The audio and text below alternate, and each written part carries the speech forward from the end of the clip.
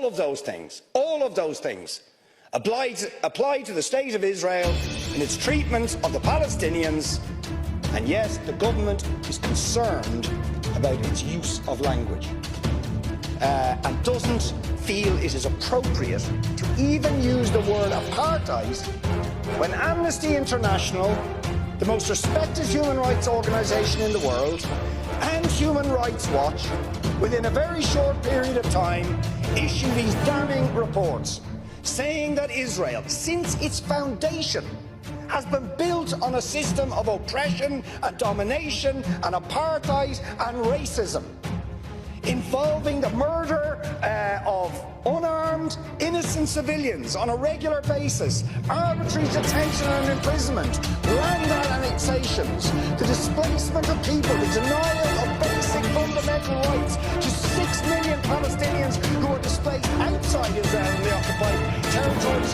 to the rights of their return to their homes, to the illegal blockade of Gaza, which has left, as they say in the report, Gaza in a permanent state of humanitarian crisis, denying people access to food, to water, and treating the Arab population as a whole, the Palestinian population as a whole, as an inferior race. I mean, it doesn't get stronger than this. And yet you want to be careful about your language.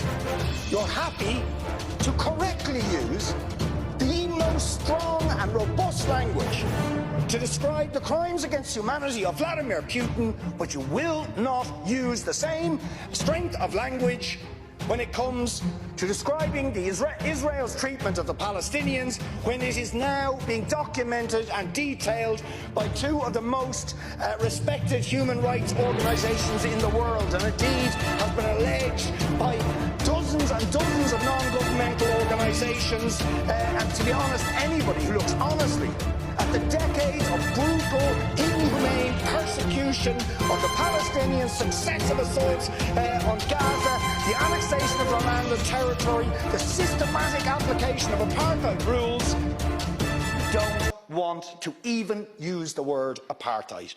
Never mind sanctions. 5 days sanctions against Putin and his thugs, 70 years of oppression by the Palestinians, and it wouldn't be, what was the word you used?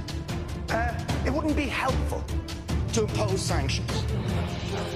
Amnesty International are calling for Israel to be referred to the International Criminal Court for crimes against humanity. Will you support it? They are calling for targeted sanctions against Israeli officials who are perpetuating the system of apartheid, just exactly the same types of sanctions you've just initiated against Vladimir Putin. Will you support it?